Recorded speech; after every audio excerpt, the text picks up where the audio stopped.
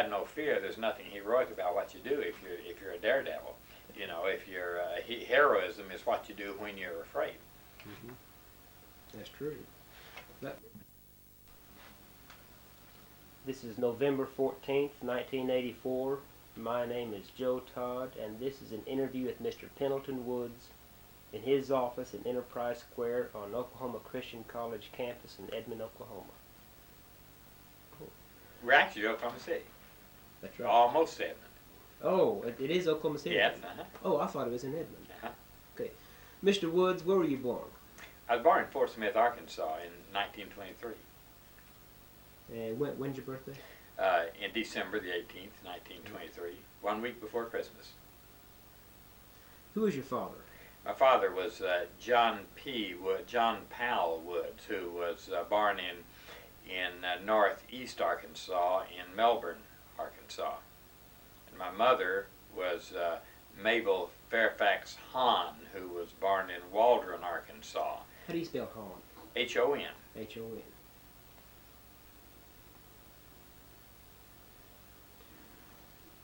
When did your family come to Arkansas? To Arkansas? Yes, sir. It would have been my great grandfather, and then my grandfather was a lawyer in Melbourne, Arkansas, very small town in northeast Arkansas. What was his name? It was John H. Woods. And my grandmother, my grandfather on my mother's side was Daniel Hahn. He was he practiced law in Waldron, Arkansas, and then came to Fort Smith and became to practice law and became circuit judge. When he died in 1929, he was circuit judge in Fort Smith. Did he know Isaac Parker? I don't know. Judge Parker was before the turn of the century. Yeah. He came to Fort Smith in the 1880s, and so I am guessing that he may not have. Mm-hmm. Some of the Parker family had been in Fort Smith. The Parker grandson was in Fort Smith when I grew up. Mm-hmm. Were any of your great-grandfathers in the Civil War? Yes, great or great-great-grandson. I have in the Civil War ancestors on both my father's and mother's side. In fact, the bayonet that is on the wall there was used by an ancestor in both the Mexican and Civil War. What was his name? I'm trying to remember that. He was my grandfather. You catch me there. Did you know your ancestors that were in the Civil War? No, oh no. Ever hear any stories about their exploits? No. About the Civil War? Yeah, well, yes. My great-grandfather Gaines was he was a prisoner of war, and in the Civil War he was on the South. They were all on the South. The family came initially from Tennessee to Arkansas, and my great-grandfather on Gaines was prisoner of war, and he was in a prison ship on the Mississippi River, and he did not know how to swim, and several of them decided to jump overboard and swim to shore, and he jumped overboard and swam to shore the first time he had ever swum. What was his first name? I'll tell you. Okay. How do you spell Gaines? G-A-I-N-E-S. G-A-I-N-E-S. That's Francis Gaines. F-R-A-N-C-I-S. Francis Gaines.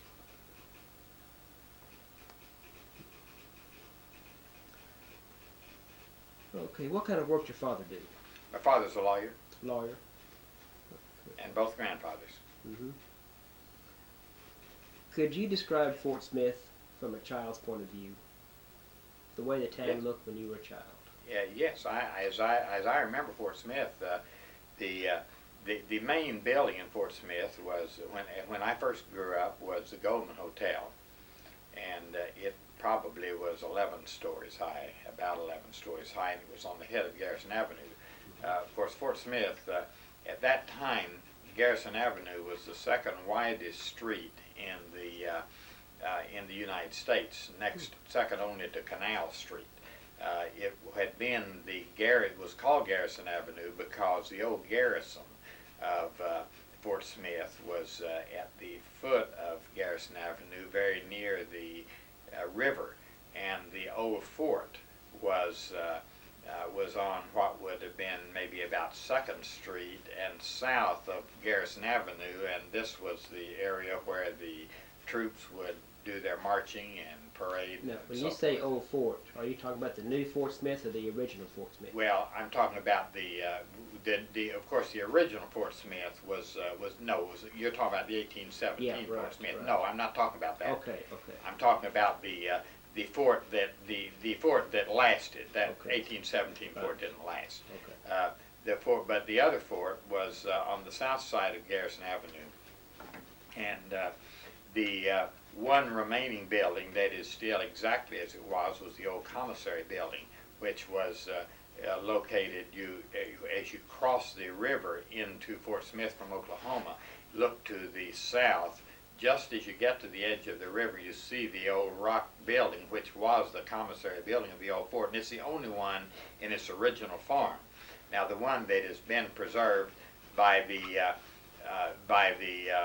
where Judge Parker's court was, which is a couple of blocks away, was built later, but it was not a part of the original fort. But that's where the courtroom was, and that building has been preserved.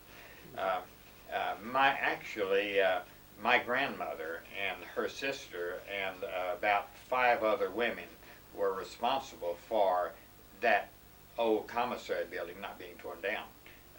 They were active in the UDC, and they were active in on the old commissary board.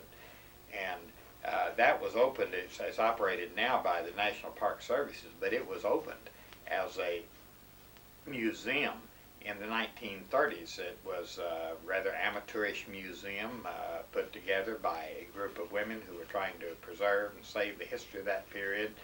No professional help at all, no money to speak of. It was during the Depression, and but a collection of various things. And I was, as a Boy Scout, I used to, as one of my service projects as a Boy Scout, on Thursday afternoons or Thursday evenings, I would be a guide, or no, I believe it was on Saturdays. It was Saturday afternoons. I would be a guide as a volunteer in the old commissary. They called it the old commissary building. That's what it was known as as long as I was growing up. And the 2 things I remember the most, I remember several things about that building. One thing I remember particular was the old fire engine, which was horse-pulled. They had would not be a fire engine, the old fire wagon. It was there. I remember the old musical instruments, a very early Fort Smith band, which were they were somewhat similar, but unlike in style to the modern musical instruments. I remember those being on exhibit. Various other things. The mural of the old fort was on exhibit there, and is still there. And then I remember you go up to the 2nd floor. There is a ladder that goes into the attic, and no one is supposed to go in there, but we boys, when we'd go down there and work, we'd slip up to that 2nd floor and climb into the attic once in a while, just for the adventure of it. But that's not a part of the attic is not a part of the museum now, but I remember that we used to slip up and climb into that attic. Ever have any old soldiers come by that were stationed at Old Fort Smith? No. I remember, of course, when I was growing up, there were a number of Civil War veterans who were still alive. And on Christmas Eve day, we would, and this was a project of UDC, but our family would, every Christmas Eve, we would start delivering these Christmas baskets that would be made up for the Civil War veterans. And I remember in the earliest years when we were doing that, it would be our Christmas Eve activity, and we would start fairly early in the day, going from one house to another to deliver those. And when we first started, I remember there being about 20 or 25, and it was an all-day project to go by and visit a while and leave this Christmas basket of fruit and goodies of a Christmas sort with these people. And of course, from year to year, this number gradually went down. And I remember up shortly before World War II, when we were in high school, we still did it every year. There were two people. I remember Isaac was one, and Captain Scott. I doubt if he was a captain, because he would have been pretty young at that time. But they gained those titles as they go along and become the surviving people. As you know, the last surviving Civil War veteran in the nation they called General, because he was the last one. It became his title in the UDC. But I remember from year to year we would make these visits to the Confederate veterans. What year did you get out of high school? Did you graduate? 41. I graduated just before Pearl Harbor. I was a freshman in college when in the dormitory at University of Arkansas when we heard the Tell me about Pearl your Harbor. reaction when you heard about Pearl Harbor. Well, we were in.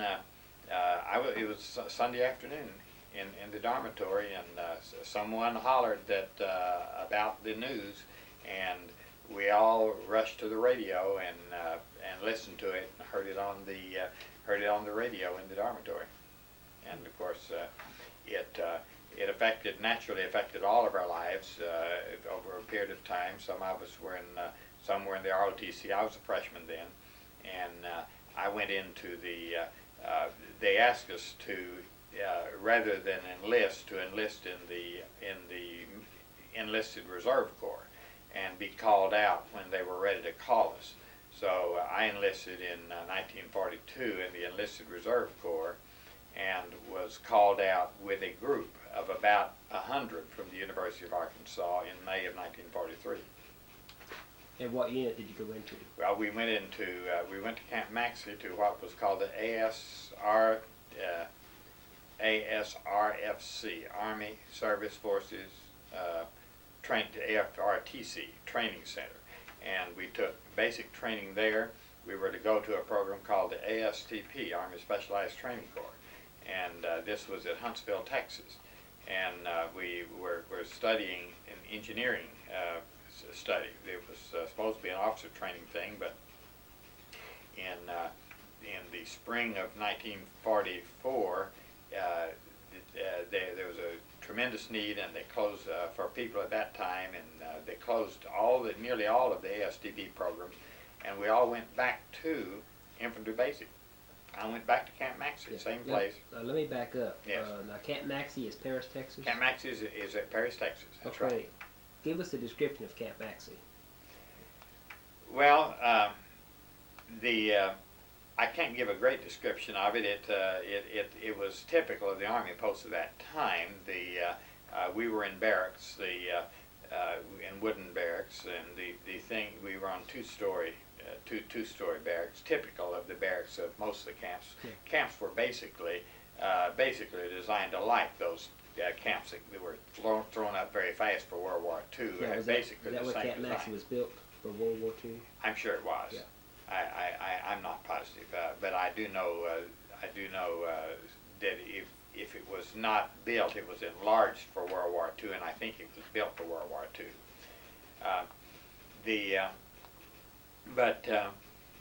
The thing I remember was at Maxey was we were hitting a kind of a food shortage then. We were having difficulty on food, and the one thing I remember on diet was that we had so much pork. I gained a real dislike for pork because it seemed like that was the only thing that they had in the way of meat at Camp Maxey.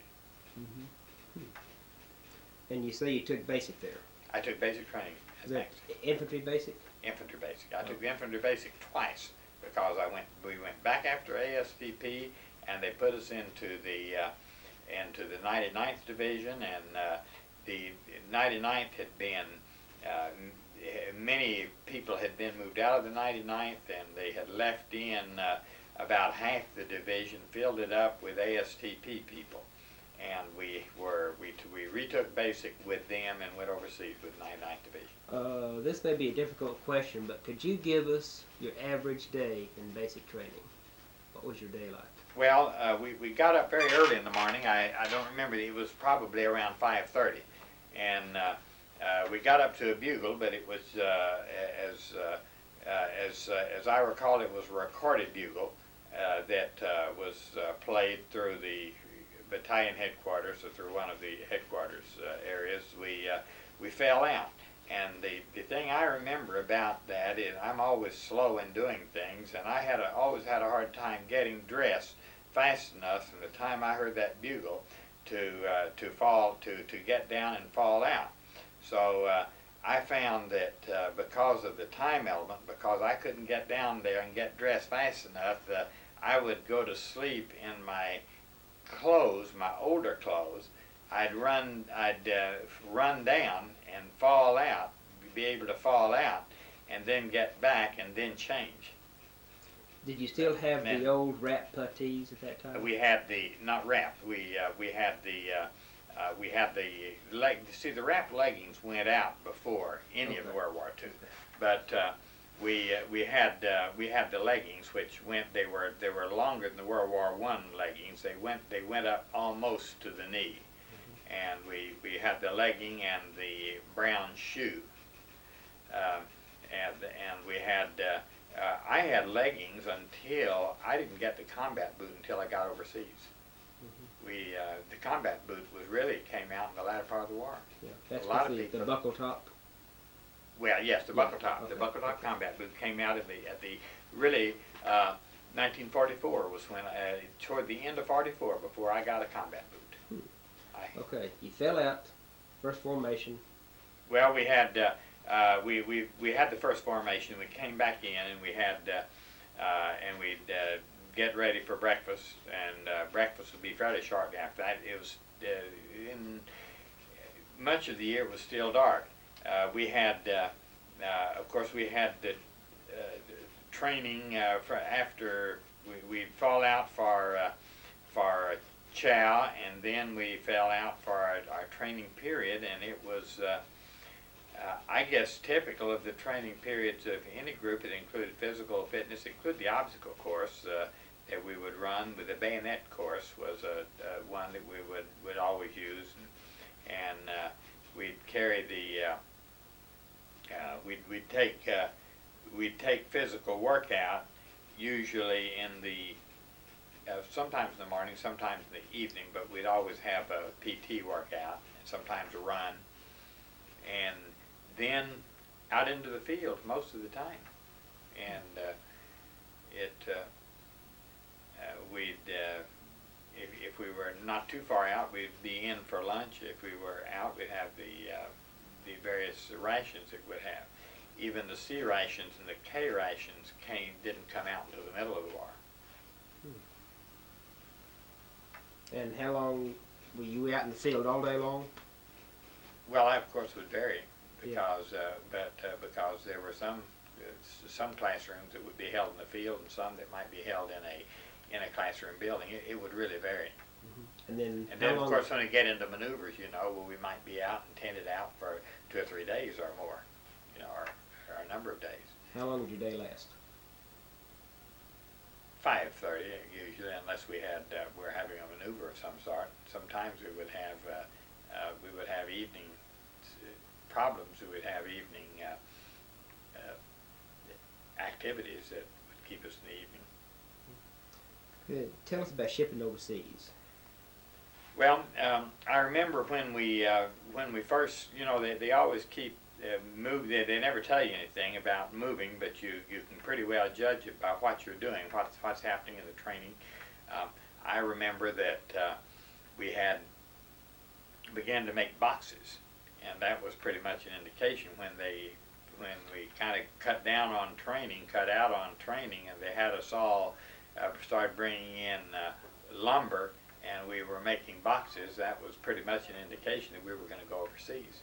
And although supposedly it was secret that we were going overseas, it was pretty obvious because we were making these boxes. What was your point of embarkation? From going out was from Boston, Massachusetts. And tell me about the trip on the ship. Well, of course we were, I was a PFC at that time, so we were pretty much in the bottom of the hold, and we were fed once, twice. We had 2 meals a day. They were pretty good meals, except that I thought they were pretty heavily greasy.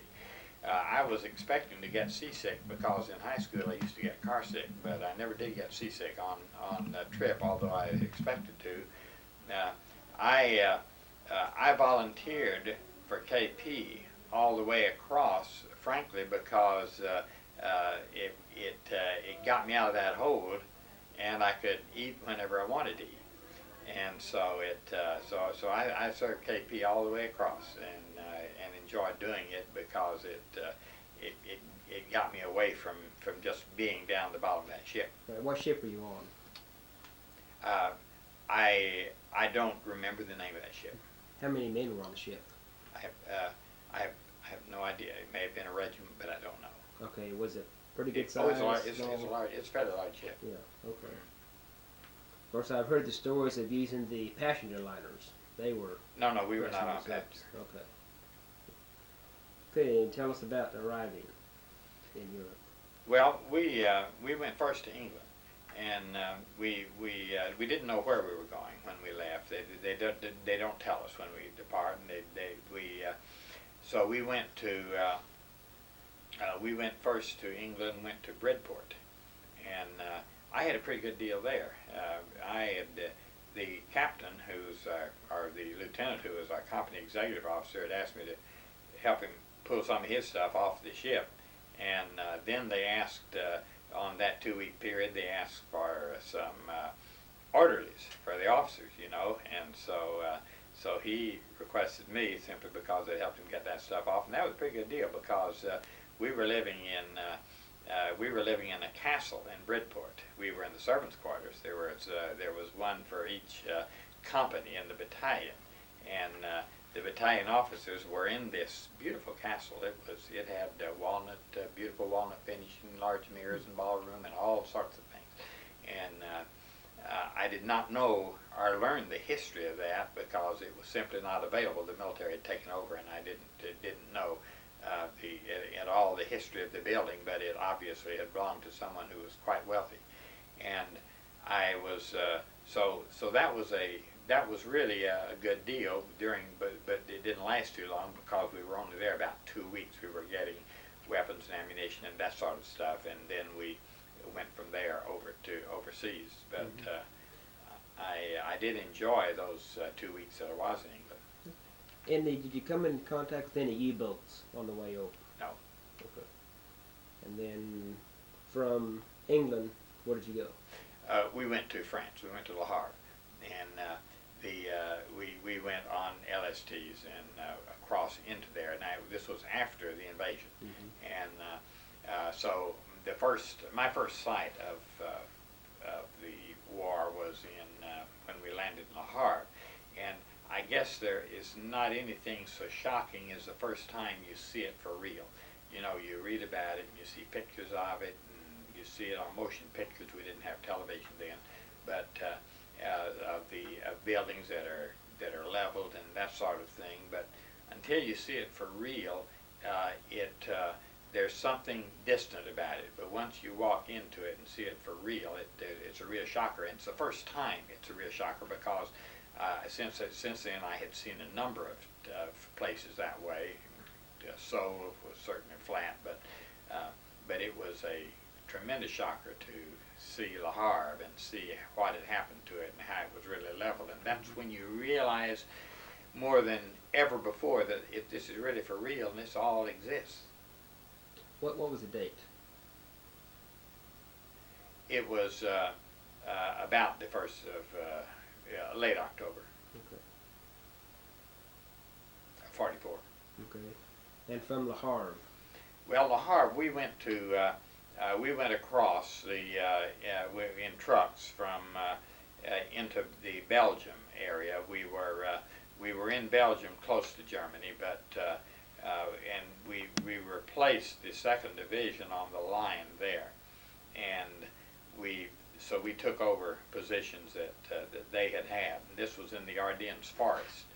The Ardennes is very heavily wooded forest with evergreens, and very carefully planted evergreens. They had had a tree planting program for centuries because the tree crisis in Europe was hundreds of years ahead of ours, and so they had had a tree planting program for many years. These were carefully planted trees, and they were tall trees. One thing I remember, a kind of a Christmas atmosphere, was the fact that we saw a lot of tinsel hanging from those trees, which was really, it had been dropped for radar deflection. But it reminded you a little bit of Christmas because it was like icing hanging from evergreens. Is this where you saw the first action, the Ardennes? Yes. We were in the Ardennes, and it was in a somewhat stable position, mainly patrols and that sort of thing from that period, somewhat quiet period, until although we knew that where the Germans were, they were just right across. Now I was a B.A.R. gunner, and I had a crew of 2 people, assistant gunner and an ammunition bearer, and so the 3 of us shared a bunker. For the B.A.R., ordinarily there would be 2 in a bunker. Now it was very cold and below freezing, and so we were down into those bunkers. One person would have to be awake at all times, and regardless of what it is, someone would have to be outside on the gun, and the other could be sleeping. And as long as it was frozen down well below freezing, it was not as bad because the ground was frozen. But on a couple of occasions when it got above freezing, that was the most miserable period because the ground would begin to thaw a little bit, and this ice cold water would seep up. You couldn't get out of it. You had to stay in it because you had the you had to have the protection of the bunkers and also protection from sight. But it was most miserable because there were times that we would simply be lying in ice water trying to sleep, which you couldn't do, and so we all liked it best when it was below freezing, and when that ground was did not begin to thaw out, and we'd have to line that ice water. Did you have sleeping bags or? Well, we had sleeping bags, but the ice water, of course, you're lying in a sleeping bag in ice water, and that water seeps through the bag. It may be water resistant, but it's not waterproof. Did you have your winter clothing? Yes. What did your winter clothing consist of? Well, it was not nearly as good as the present winter clothing. We had the olive drab, we had the field jacket, and we had a field jacket hood, and we had long underwear. And we got the combat boots when we were there. One of the most difficult things that everybody had in the cold part of Europe was to protect their feet, because it's just almost impossible to keep getting your feet frozen. And they were very particular about that as much as anything else, to be sure to take off those shoes and to wash your feet and to work them down, because trench foot can be disastrous. You can actually lose a foot from trench foot. Was frostbite prevalent at that time? Yes, absolutely. We all had it. I guess we all had frostbite, because you were in the snow was nearly a foot deep, and as a result, you're in the snow all the time, and your feet have the cold and they're wet. So frostbite was very, very prevalent. We all had frostbite to a certain extent, and I had frostbite. By the time it was almost a year after I got home before the last remnants of frostbite left me. I mean, after I got clear back home, what had to happen was that enough layers of skin would have to peel off of my feet that everything that was damaged by frostbite was gone. I really thought that I would be permanently affected by it, that I'd have that permanent numbness of the feet. It's not as much painful as numb. And I was afraid I'd have a permanent numbness of my feet because even months after I got back, I still had that numbness in my feet. But gradually, within about a year, it all disappeared, every bit of it. That's good. I have no symptom at all of it now, and as far as I can tell, I have no. It doesn't seem to want to recur. I've never. I don't feel I have a cold foot problem. Yeah. Okay. Some people did. Some people. I've heard that. Yeah. Now the bunker, was it just a foxhole for 3 men? Well, yes, covered. It was a foxhole, and it was a bunker was a covered foxhole. What was it covered with? Well, basically with wood. We'd cut wood. There's plenty of wood there in that forest. We'd cut wood, and then we'd camouflage it and keep it covered with green, evergreen and everything to try to keep it as camouflaged as possible. Now you were a gunner on a B.A.R. That's right. Down an automatic rifle. Right. Was that an effective weapon? Yes, except that in that area, it's a very effective weapon, except that it was, in that area, it was pretty disastrous because it would freeze. And when you got into the ice and everything, there is so much, so much area of friction in a B.A.R. that you get, that it can freeze up on you and not fire. It moves, the pin will move forward too slow because of the friction due to the freezing and fail to fire. And I had that. We all had that problem, and I had that problem when we were captured. Wouldn't fire at all. Now were you captured there at the Ardennes? Yes. Well, back in behind the Siegfried Line, we were on a reconnaissance patrol in Germany. Tell us about that. Well, this was on December the 10th of 1944. Okay, let me interrupt. Yes. Between October and December, Yes. what were you doing? Well, we were on the line, and it was basically a kind of a holding position, and we'd had no heavy action. It was just skirmish stuff and that sort of thing, and we had no. It was really rather quiet, and up until December 16th when the Bulge hit, and they were building up. The Germans were building up. We were not conscious of the fact. One thing, though, that I think is that I had not mentioned that should be is the buzz bombs. The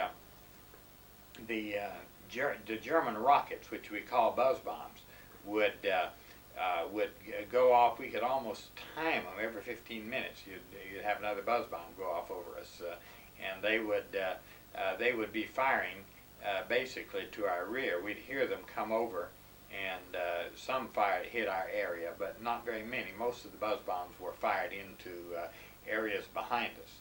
But these were the German, I believe they called them the V2 buzz bombs, and they were powered by, as I recall, that there is a denatured alcohol of some sort was in the powering of those buzz bombs. Were they effective? The buzz I don't bombs? know. They never hit us, but they were not firing at us. You know, they were firing at other targets. And I really think that someone who has more strategical knowledge of it could answer that better. We were see, in an infantry rifle company on the front, and were unconscious of how effective those buzz bombs might have been. But it was they became just commonplace, a whistling sound as they went over us. Okay. And you say you were at the Siegfried Line when you were captured? Yes. Now, is that the Dragon's Teeth? The what? The Dragon's Teeth? Is that the Siegfried Line? Well, the Siegfried Line was the German, that was the German line that went clear across that western front. Is that the one that they had those cement? Yes. Oh, yes. It was amazing how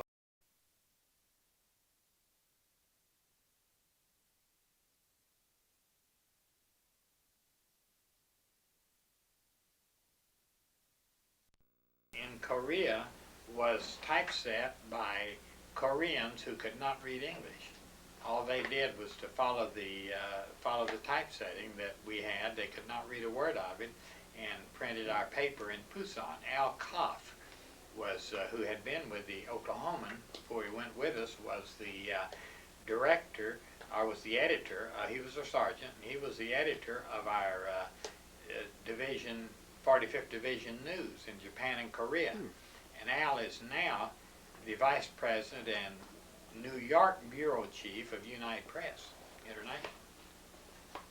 His name is Al Koff. Al Koff, K-A-F-F.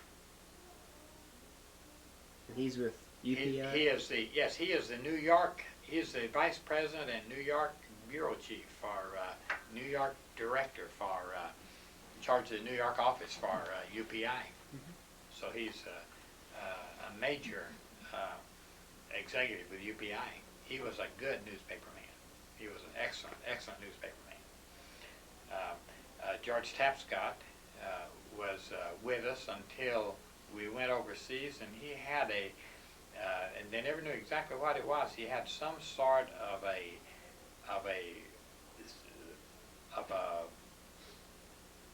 an attack in the on board ship, and had to and they never knew what it was at first. You know, they didn't but he was hospitalized for some time, and he did not go over. They dropped him off at Los Angeles, and he ended up at Fort Sill. He was hospitalized for a while, and then back to Fort Sill. And Roy Stewart was not with. He was at that time our civil affairs officer, but he was. He had a stomach problem, and he ended up not being able to go over, and he was discharged because of that. He'd gotten over that. He had an ulcer that began to have his attacks when we were in Louisiana, and so Roy ended up not being able to go with us when we went overseas. How long were you in Korea? From about the 1st of December until the latter part of July, almost 8 months. And I was one of the last to return. You come back after the truce was signed? Oh no. It's only a temporary truce. You know, there's no peace treaty signed even now. It was Korea was a strange war. You know, it was all the fighting was in by the time we were there, all the fighting was in one area along that parallel. Back and forth across. During that period, no big movement in lines, just shifts in lines and raids and so forth. It was a real war, you know. But it was a different kind of war by that time. It had settled in one area. What did you do after you came back to the States? Well, I went back with OG&E and was with them until '69 when I started the work. Tell me about the background of the Living Legends program. Why was it developed? Well, the Living Legends program began actually in about 1965 when they built the Learning Center at Oklahoma Christian College. This Learning Center at that time was the most sophisticated in the world of any college. Of course, today, it would not be, but at that time it was. It was the only college in the nation that had a carol that fed into a central tape-recorded area to listen to various lectures or whatever, where you could simply dial in for every student in the college. And this college was written up in Time magazine and a number of other magazines, and this college had visitors from probably 200 or 300 different colleges because of the innovation that they had at that time. Well, it was kind of out of that, the fact that they had become so tape recording conscious with the beginning of the Learning Center that Dr. Baird, who was president of the college at that time, James Baird, felt that we ought to record some Oklahoma history reminiscences because no one was doing it, and we ought to have that as a part of the Learning Center. So it really began there. It began as a kind of, and I was not here then, it began as a kind of a sideline, the history department and so forth, and some other people, George Shirk and some other people got interested in it, you know, in the program. But I came out in 1969 to really develop the program, because up until then they had collected some tapes and so forth, but they were not cataloged. They were just it was just a collection of tapes. They were not indexed or anything. So when I came out, the idea was to try to put it together and to index the tapes so that information would be retrievable, that you could look at an index and find where certain things were talked about, which we didn't have at that time.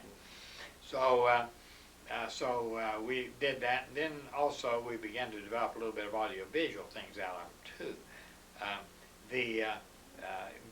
The other thing that I was doing was trying to develop some support for the program so that we could do the thing. So I had several people who were interested through the Historical Society, were quite interested in the program. George Shirk was, Milt Phillips are two examples, Heine Bass, and Enid was very interested, and some others.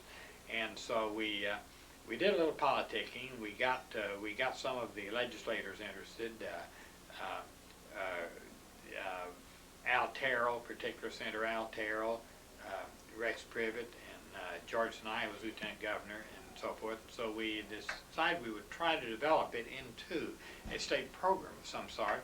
And so we had a breakfast where we invited the key legislative people, the leaders and the leaders in education and departments, and the speakers and so forth. And we had them all. And George Nye was as Lieutenant Governor then, was the MC for this breakfast that we had, and we presented the idea and the program, and it was out of that we developed a little support, and we developed it through the Oklahoma Historical Society.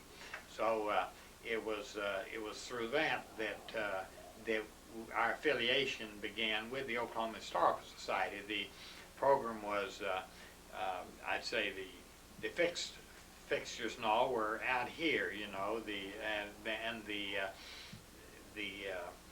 operational support came through the Oklahoma Historical Society. And so it was a kind of a joint project between OCC and the Oklahoma Historical Society. During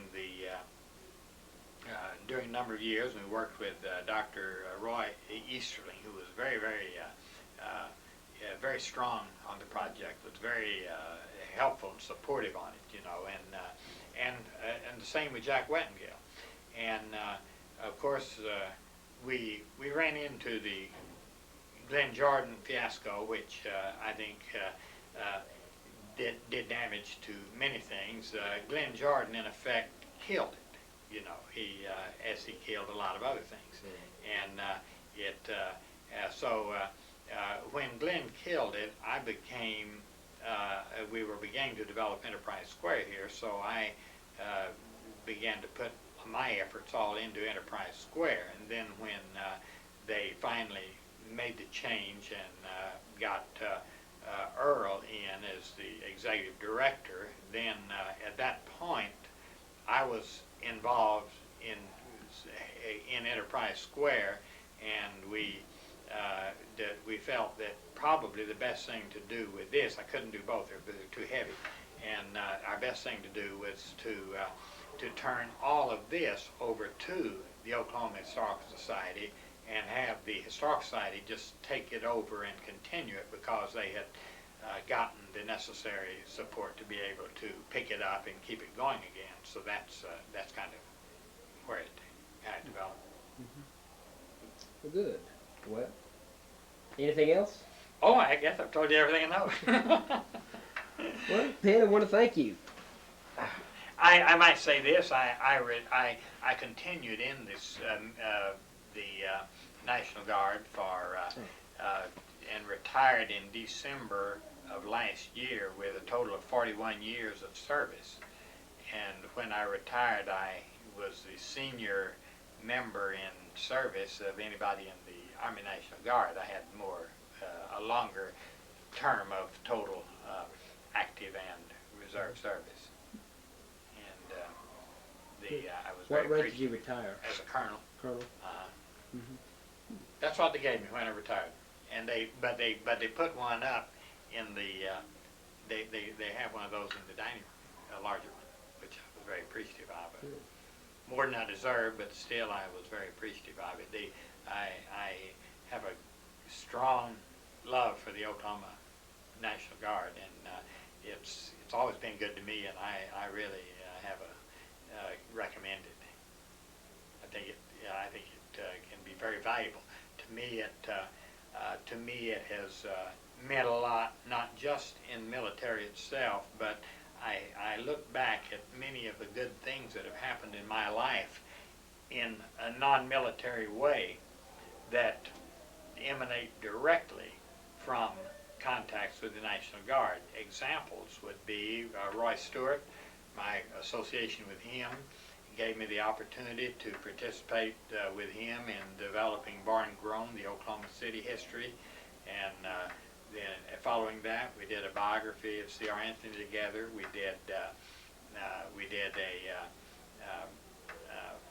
I did research for him on another book that he wrote. Didn't write part of the other, but I wrote part of this one, but didn't. But on his book on vocational education, I did research for him on that. Roy was involved in the Living Legends, very, very much so, in helping to get it going, along with people like George Shirk and others. I look at the Living Legends, and the thing that got me into that came out of my interest. I key it back to the radio interest that developed in Korea, and we continued my interest in tape recording and that sort of thing through the National Guard. So my becoming involved in the oral history program was indirectly from the National Guard, because it was there that I developed the appreciation of what can be done with sound and the importance of the human personality as a part of communication. So I think of all and I can just keep on going, think of the people and the good things that have happened to me in life, and so much of it keys right back to the National Guard. So I have a strong love for the National Guard. I'm serving this year as president of the 45th Division Association, which is an organization of president and alumni of the Oklahoma Guard. It's including people all over the nation who have served during in the 45th in World War II and in Korea. You have to remember that the 45th, although it is since World War II has been an Oklahoma National Guard outfit, it's had nearly 100,000 people have passed through it, particularly during the World War II period, from all over the country. So we have chapters of we have a chapter, for instance, of the 45th Division Association in New York that meets once a month, and has ever since World War II. I'd have done that. You know, I was in the National Guard. Yeah, I knew. Oh, sure. I transferred to the reserves now, though. Yeah. To a civil affairs. I'm a museum officer. Civil Are you affairs really? unit. Oh, Yeah. that's great. That's the reason I transferred. It was fit in better with my civilian job. Yeah, that's great. Well, anything else? No, I guess that's it. Okay. Thank Thank you.